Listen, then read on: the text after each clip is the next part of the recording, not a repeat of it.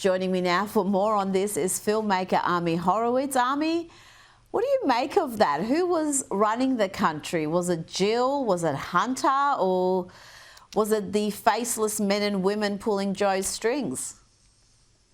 Yeah, well, a lot has been written about it, and a lot more will be written about it going forward. But it seems like there was like a Politburo of less than a dozen people, 5 to 8 people, who were in fact running the country.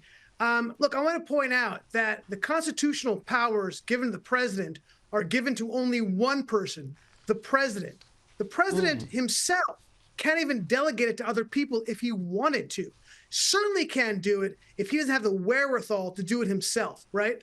No, this is the party of democracy, the party of follow the Constitution.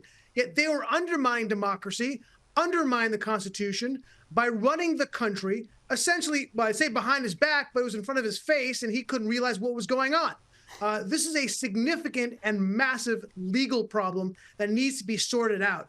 And look, first and foremost among the princelings were, of course, Jill Biden and Hunter Biden. And I don't have to go, you did that montage. I don't have to go into who Hunter Biden was. We all know he was doing crack cocaine off the back of hookers, right? I mean, I don't have to go on and on about what he was doing in his private life. Yet he We've seen the videos.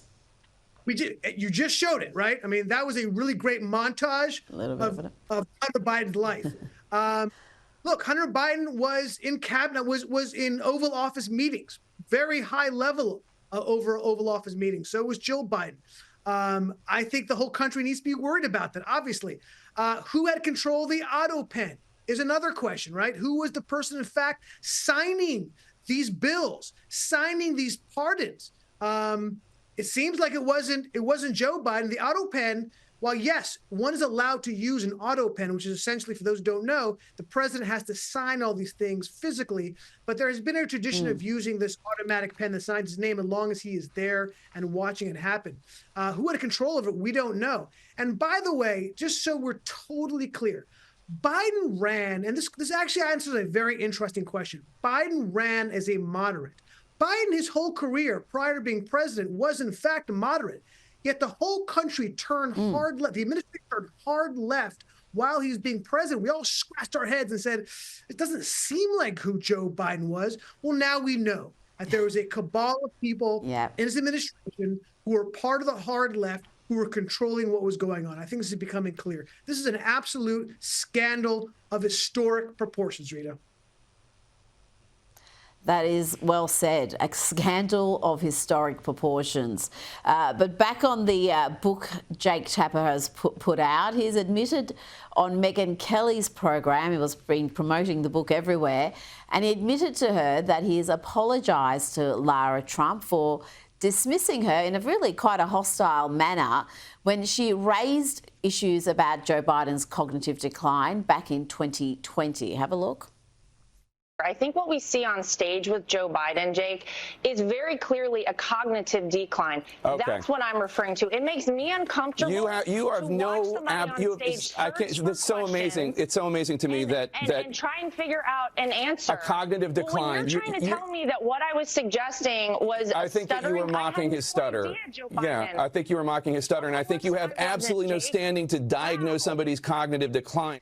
It's all well and good to apologise and to be making these revelations now, Ami, but it's too little too late in my book. And Jake Tapper was still covering up Biden's cognitive decline last year, almost right up until he dropped out of the re-election race. So what credibility does he have, and what damage is this book going to do to Joe Biden's legacy?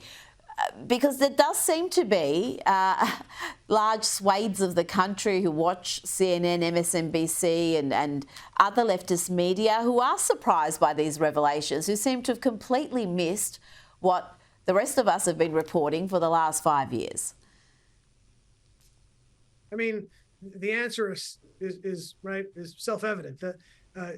The media has no credibility, right? If one goes in forward history and says, okay, media died in America, and they point to when that happened, it happened during the Biden presidency. It happened when they were covering up for what they knew was his inability to govern. And of course, when they try to cover it up, even after that debate, which is when it actually it all blew open.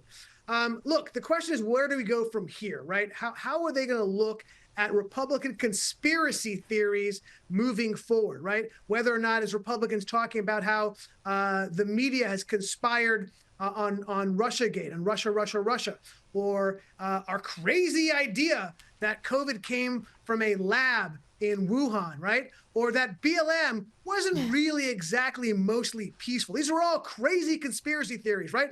Every single one of them obviously proved true.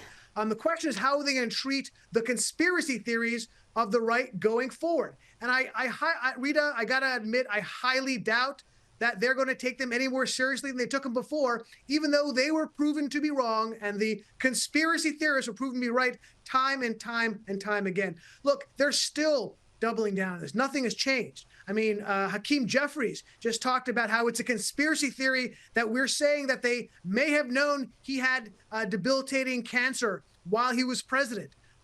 Or David Axelrod saying that we need to put criticisms aside right now, right? And asking questions aside right now. No, David, this is exactly when we have to be asking questions. This is when we should be pushing this issue, right? No, they have not given up the ghost. Absolutely. They are not contrite. They are pushing forward with this, and all of America and the world should understand what we're dealing with when it comes to the media and how they view this. And by the way, I don't think there's any small, I think there's a connection between the fact that we're seeing this happen, right? These stories are coming out and Trump's approval rating are actually spiking for the first time. I think people are looking at what the quote unquote president was before and the president now and saying, I think we have it pretty good compared to what we had last 4 years. So yeah, I think there's a connection there.